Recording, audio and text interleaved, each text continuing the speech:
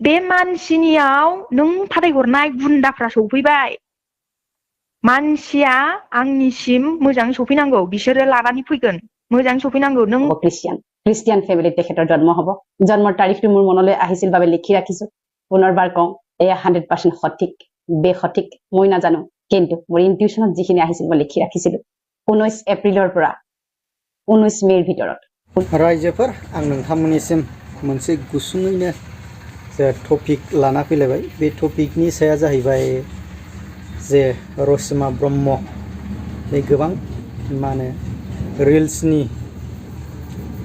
मास्टारिंबो होननांगौ जाहैबाय बे गोबां समाव बानायबाय थादोंमोन दा बेनि मोनसे भिडिअ भाइरेल जालायबाय बियो सिगां थारमाने बै बेंगलराव थानाय समाव जानांगौमोन आरोखि भाइरेला दा गावनि जे असे जे निजे फिसायजोंनो रायलायनायमोन नाथाय बियो दा बबेसिम बायदियाव सैथो खोनासंनानै लाग्रोनो हागोन दा मेन बाथ्रायाव थांनायनि सिगां जे मैया जे जुबिन गार्ग मुंदांखा टक सिंगार जेन आसाम बा वर्ल्डआवनो होननांगौ जाहैबाय मिथिसार जानाय मैया बेखौ लास्ट बिदाय होबाय आरो सावबाय जे बिनि माखासे जे बे थैदोंब्लाबो माखासे गोबां दायनिगिरिफ्रा हमजागोन सम्भाबना नामा दा बेखौ दा मेन पइन्ट आंनि सिगां दा जुबिन गार्ग जे बियो मोनसे फेस्टिभेलाव थांनानै थैहैदोंमोन बियो जुबिन गार्ग फैफिनगासिनो गोदान जोनोम जागासिनो 2026आव बियो आंनि बुंनाय नङा नोंथांमोनहा निश्चय नुगोन आरो नोंथांमोनहा भिडिअखौ नायलांजोबगोन সেই ধ্যানৰ যোগেদি মোৰ নিৰাকাৰ পৰম পিতা পৰমাত্মা ঈশ্বৰ আল্লাহ গড ভগৱানে মই তেখেতক সুধোতে তেখেতে মোক যিখিনি টাচিং কৰালে যিখিনি স্পৰ্শ কৰালে মেছেজ সদায় স্পৰ্শৰ আকাৰত আহে ইনটিউশনত আহে সেইখিনি মই আপোনালোকক শুনোৱাবলৈ প্ৰয়াস কৰিছো জেনেৰেশ্যন বিটাৰ অন্যতম নায়ক হৈ পেলাই জন্ম ল'ব তেখেত ইংৰাজী চহৰত জন্ম ল'ব তেখেত ইংৰাজী চহৰত জন্ম ল'ব আৰু 100% চান্স আছে সিংগাপুৰৰ ধৰ্ম শৰীৰৰ ধৰ্ম হ'ব খ্ৰীষ্টিয়ান ফেমিলিত তেখেতৰ জন্ম হ'ব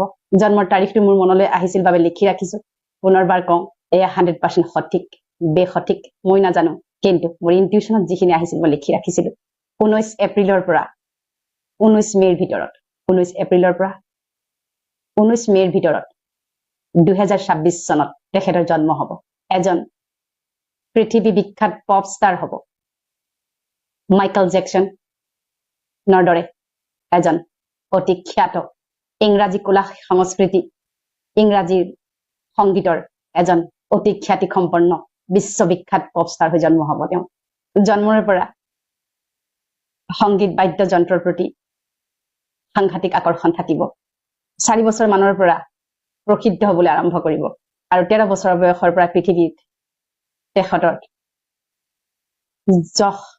তেখেতৰ পৃথিৱী বিখ্যাত হৈ পৰিব 13 বছৰ বয়সৰ পৰা তেখেতৰ যিটো বেণ্ড হ'ব সেই বেণ্ড ওয়ার্ল্ড মিউজিক্যাল ব্যান্ড হিসাবে জনাজাত হ'ব ওয়ান অফ দ্য বিগেস্ট ব্যান্ডছৰ ভিতৰত এটা ব্যান্ড হ'ব আৰু তেওঁ 14 বছৰ বয়সৰ পৰা সেই মিউজিক্যাল ব্যান্ডটো লৈ সমগ্ৰ পৃথিৱী ওয়ার্ল্ড টুৰ কৰিব ভাৰতবৰ্ষৰ কৃষ্টি সংস্কৃতিত তেওঁ সকলো সময়তে আকৰ্ষিত কৰিব আৰু তেখেত অসমলৈ আহিব অসমীয়া গীতৰ ৰিচাৰ্চৰ বাবে আহিব আৰু যেতিয়াই আহিব যেতিয়া জুবিন প্ৰয়াত তেখেতৰ শৰীৰে গীত গাই হৈ গৈছিল সেই গীতবোৰ শুনিলে তেওঁ ভাবুক হ'ব আৰু তেওঁ নিজেও এজন জুবিন ফ্যান হৈ পৰিব আৰু তেওঁ জেনেৰেশ্যন বিটাৰ এক অন্যতম আকৰ্ষণ অদ্ভুত আকৰ্ষণ হ'ব এজন ফিলান্থ্ৰপি হ'ব দানী হ'ব দাতা হ'ব হিউমেটেৰিয়ান হ'ব পৰম পুণ্য পবিত্ৰ আত্মা মানৱ দৰদী আত্মা যাৰ হৃদয় পৃথিৱীৰ দৰে বহল প্ৰতিজন আত্মাৰ প্ৰতি তেওঁ সদাশীল হ'ব বিনয়ী হ'ব সেই নিৰ্মাণকাৰী শিশু সুলভতা থকা আত্মাই বিশ্বত এইবাৰ কেৱল আমাৰ ভাৰতবৰ্ষতে নহয় বিশ্বত তেওঁ এবাৰ জিলিকি উঠিব আৰু সেই আত্মাৰ জন্ম হ'ব 9 মাহৰ পিছতে যেতিয়া পুণ্য আত্মাৰ মৃত্যু বা জন্ম হয় পুষ্পবৃষ্টি হয়, শিলাবৃষ্টিও হয়। তেখেতৰ যিদিনাখন জন্ম হব পুষ্পবৃষ্টি হব, সামান্য হলেও পুষ্পবৃষ্টি হবই। পানীৰ প্ৰতি ভয় থাকিব। যেতিয়া জন্ম হব পানী ভয় বুলি ডাঙৰ ৰিষ্ট তেখেতৰ কুণ্ডলীত লিখা থাকিব। সাগৰ মহাসাগৰ ভাল পাব, কিন্তু নামিবলৈ ভয় কৰিব। তেওঁ বেছি এয়াৰ ট্ৰেভেল কৰিব, সামুদ্ৰিক ট্ৰেভেল কম কৰিব, আৰু দেখা গৈছে ভেজিটেৰিয়ান হ'ব। আৰু নিজৰ স্বাস্থ্য, লোক, দায়িত্ব, কৰ্তব্যৰ প্ৰতি খুব সচেতন হ'ব। আৰু মানুহে হেৰাই যোৱা এটা চৰিত্ৰ মাইকেল জেকচন, প্ৰায় তেনেকুৱা ধৰণৰে তেখেতক আদৰি ল'ব। আৰু বহুতে ক'ব তেওঁ মাইকেল জেকচনৰে যেন দ্বিতীয় ৰূপ। কেৱল এটা কথা মই স্পষ্ট ৰূপত মেছেজ নাপালো, ড্ৰেছ আৰু এড্ৰেছ মানে, ড্ৰেছ মানে শৰীৰ মেল নে ফিমেল হ'ব, আৰু এড্ৰেছ একজেক্টলি ক'ত হ'ব। গতিকে बिसोरजों मोजां रायज्लायहर, नङाबा खोथाया बोरैबा जागोन। आरो जाय मानसिजों आं दंफैयो बे मानसिनि मोदोमाव लावथि गोलैनो मोना, आरो बेखौ जेलावबो सोनो मोना, दोननोबो मोना। बेहा न'खराव रावबो गैया, फिसा हौवा सासे दं, फिसाखौ फोरोंनायनि बेहा दायित्व दं। औ नों बेखौनोथ' बुजिदो, ओंखायनोथ' आं हले बुंहरखाबाय। बुजिदे, बुजि प्लिज अननानै। आरो आंखौ लांबाबो नों जेबो खालामहैनो हाया।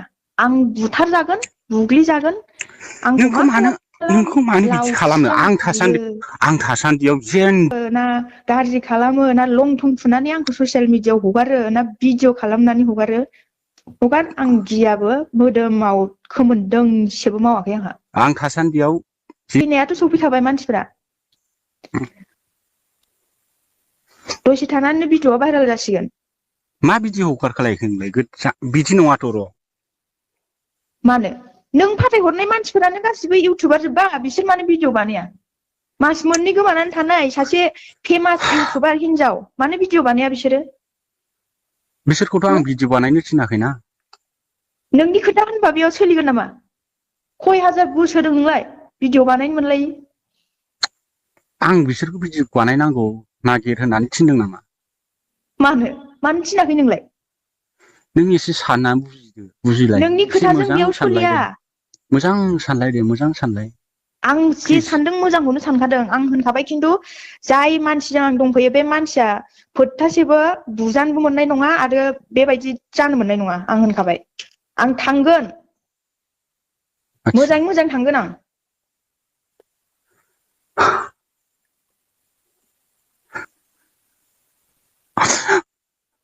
दे बुं, खोनादोंना खोनायाखै? बुं दे। नों जाय मानसिखौ हमनो होननानै थिनहरदोंमोन, बे मानसिफोरनाव फन हरनानै बुंहर, मानसिखौ जेबो खालामनो मोना, मोजाङै मोजां रुमसिम लानानै फैनांगौ। ओमफ्राय आं थांगोन, आंखौ मा खालामो खालाम, आंखौ मा साजा होयो हो। आं रावनिबो गोदै रावाव गोजावनानै फैयाखै, आं हारसिङै फैदों। आं नोंखौ जेबो खालामनो होआ, मिथिबाय? आं गोसो नों था, नों मिलायनानै फैदों। गोसोबादि था, नोंखौ आं जेबो खालामनो होआ। सोरखौथो मा खालामगोन नोंलाय? रावखौबो जेबो खालामा। होमबा मानो थिनहरदों बेयाव? हारे, नों बुजिलाय, एसे बुजिलाय दे, नों एसे मोजां सानलाय। सोरजों रायलायबाय थादों नोंलाय?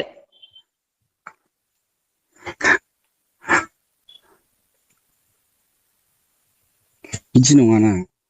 न'आव फन हरजोबनोसै आं, सब गासिबो गुमै थुमै गासिनोबो फन हरजोबनोसै, खोन्थाहरजोबनोसै आंखौ डिस्टार्ब खालामनाङा होननानै। आं रावनोबो फन हराखै दाबो, नोंनोल' फन हरदों। नों एसे बुजिदोलै फिलार। आं बुंदों, आं मा खोथा बुंदों बुंगासिनो दं, नोंनि खोमायाव हाबदोंना हाबाखै? प्लिज ना। आं मोनसे जायगायाव दङ, जाय मानसिजों आं फैदों बे मानसिया मोनसे जायगायाव दङ। नों माथो बे थाबाय थाखो? बे मानसिनियाव नों फाथायहरनाय गुन्दाफ्रा सफैबाय। मानसिया आंनिसिम मोजाङै सफैनांगौ, बिसोरो लानानै फैगोन। मोजाङै सफैनांगौ। नों बुंहरनोबा बुंहर, बुंहराबा जारलासो दं, आंखौ मोनलांनायबो नङा।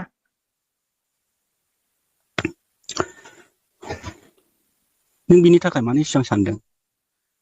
मानो बेहा न'खराव रावबो गैया नोंनि बायदि बिदा फंबाय बिमा बिफा मिन्थिबाय फिसाला सासे दं बेखौ फोरोंनांगौ बियो मालाय बायदि गुन्दाबो नङा आंखौ गाज्रि लामायाव दैदेननोबो बे लाबाखै थाखा फैसा न' बां गारि मथर जेबो गैया बेहा जेबो गैया थानो थाखाय न' गंसेबो गैया आं थाखा फैसा लब जानानै बेजों फैयाखै जेबो गैया जेबो गैया नों गाव फैफिन दे नों उन्दुनो फैफिन थाखायबो फैया नों फैफिन बेनिखायनोथ' बुंबाय थादों आं नोंखौ दे आं दं दे आं बिनि प्रसेसखौ आं खालामगोन फैफिनल' आं दं नङा मानसिया खिन्थु बोरैबा जानांगौबा जारला जागोन आं बिनि प्रसेसखौ आं खालामगोन आं दं दे आं नोंनो खोथा होबाय बोग्लिनानै लांबाबो आं खिन्थु ओंखारलाङा बेनिफ्राय नों आंखौ बुथारनो लुबैदोंबा बेयावनो बुथार आरो जेसेबां मानसि थिनहरदों बेयावनो बुग्लिनानै गालांथों सानैखौबो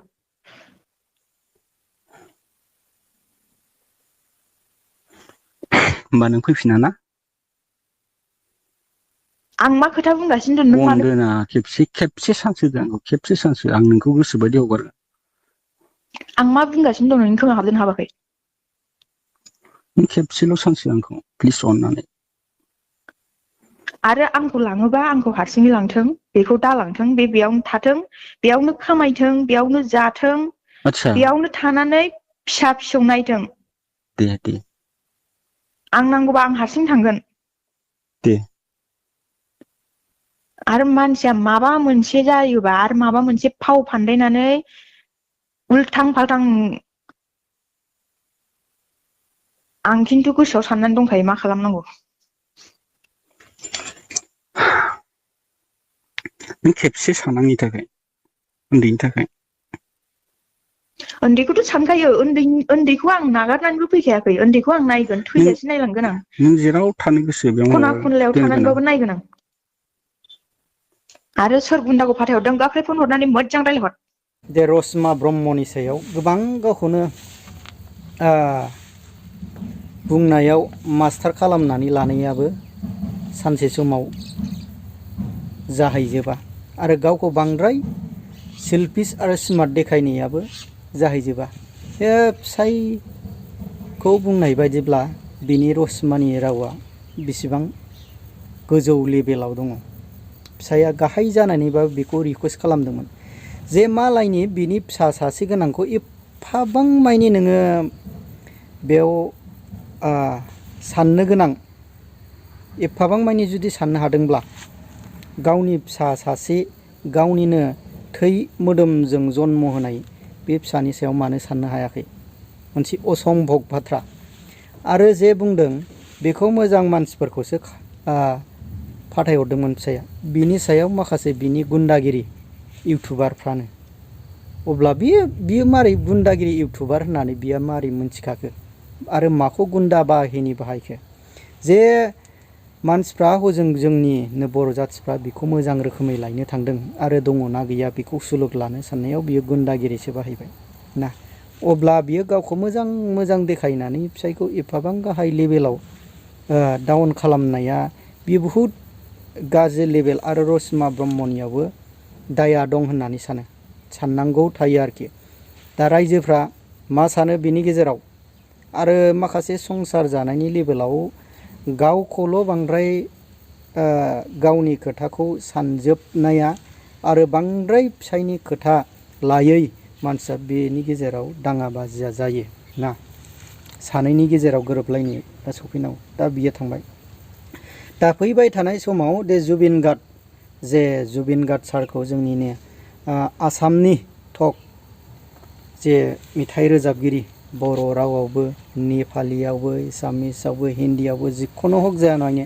जोंनि अल आसामाव बियो रोजाबखायोखा आरो दस्रा कान्ट्रियावबो बियो थाङो ना बेबायदि सिंगारखौ माखासे असम्भब बे सुइमिं खालामनायाव थैनायाथ' असम्भब नङाना बा माबा मोनसे बेखौ जानायजों बा माबा मोनसे खालामनानैसो बुथारनायनि सम्भाबना ना दा बेजोंनो माखासे नै दा जुबिन गार्डआ गोदान जोनोम जाफिनगोननि खोथा बे जोनोम जानाया माखासे फोथायारिफोरनियाव जादों जानांगौ बियो जानोबो हागौ ना जानायाबो जानो हागौ आं बेखौ मिथिला नोंथांमोनहा कमेन्टनि गेजेरजों फोरमायहरदो आरो जायफ्रा चेनेलाव गोदान आंनि जेखि मेसाहारि चेनेल गोदान नोंथांमोना चेनेलखौ साबस्क्राइब खालामनानै लाबानो जाबाय।